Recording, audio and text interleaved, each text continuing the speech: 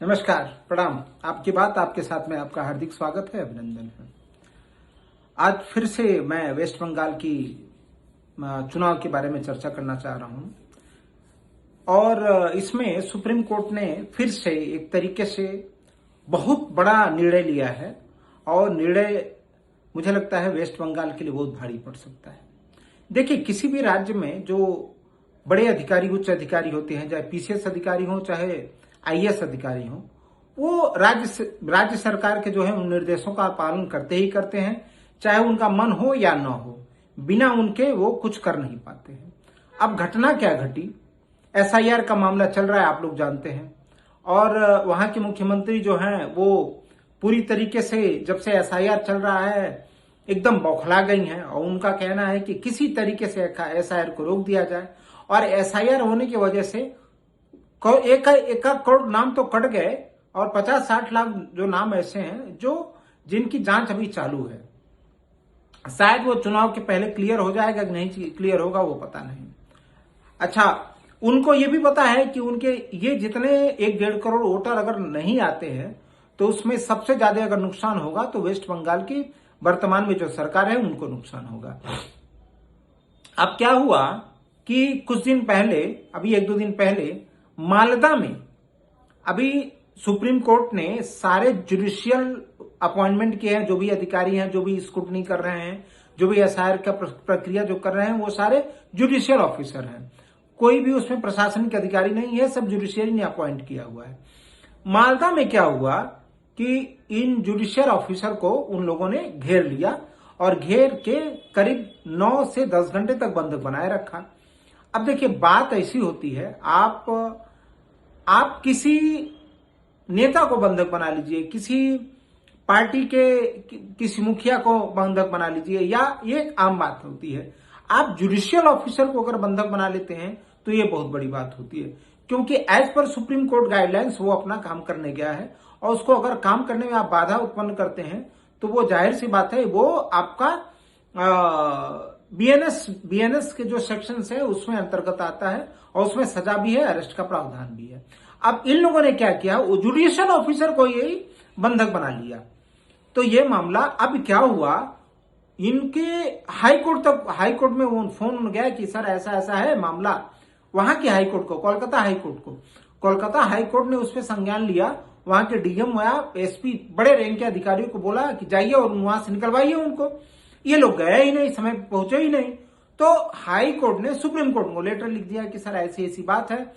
तो आज इस मैटर पे सुनवाई हो रही थी और इस समय जो चीफ जस्टिस हैं वो पूरी तरीके से वेस्ट बंगाल के जो चुनाव को एक तरीके से वो कवर ही कर रहे हैं। उनको एक फेयर इलेक्शन हो, फेयर एंड फ्री इलेक्शन हो, उसके बारे में एकदम कटिबद्ध है और चुनाव आयोग भी यही कर रहा है। लेकिन पता नहीं वहां के मुख्यमंत्री को क्यों ऐसा लग रहा है कि चुनाव आयोग से लेकर सुप्रीम कोर्ट और बीजेपी तीनों ही इनके खिलाफ है। उन्होंने क्या किया, आदेश दिया कि मतलब इसके ऊपर सीबीआई इंक्वायरी कराई जाए। तो भाई, सुप्रीम कोर्ट का जब आदेश हो गया तो सीबीआई इंक्वायरी तो होगी ही होगी। लेकिन उन्होंने वहां के प्रशासन को बहुत फटकार लगाई और यहां तक की कह दिया कि वेस्ट बंगाल का प्रशासनिक जो ढांचा है बहुत ही बेकार तरीके से काम कर रहा है। अब जैसे ही ये बात बोला कि वहां का जो प्रशासनिक ढांचा एक तरीके से फेल हो चुका है।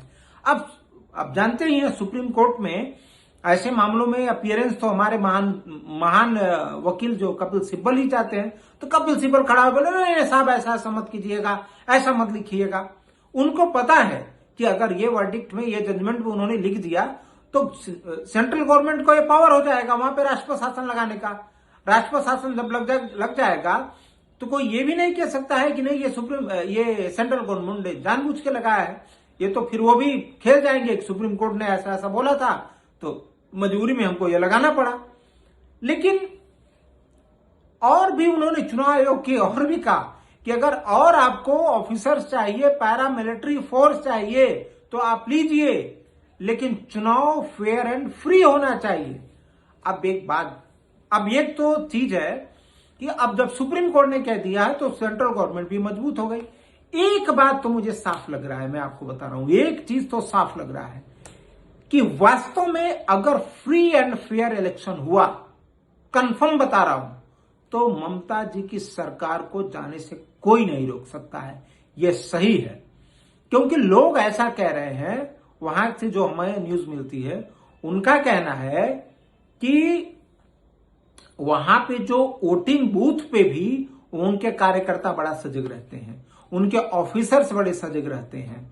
और अगर एक बार जनता को यह लग गया कि हां, भाजपा हमको अभी भी प्रोटेक्ट कर रही है, आगे भी प्रोटेक्ट करेगी, और उनको लग गया कि हम वोट देने जा रहे हैं तो हम किसको वोट दे रहे हैं ये किसी को पता नहीं चलेगा, तो ये समझ लीजिए कि 100% भाजपा वहां पे आ रही है और तृणमूल कांग्रेस जा रही है। क्योंकि ये जो चीजें जो एक दो महीने से मैं देख रहा हूं जो चल रहा है, वो सीधे ये इंगित कर रही हैं कि वहां का जो चुनाव होता है वो फेयर एंड फ्री नहीं होता है।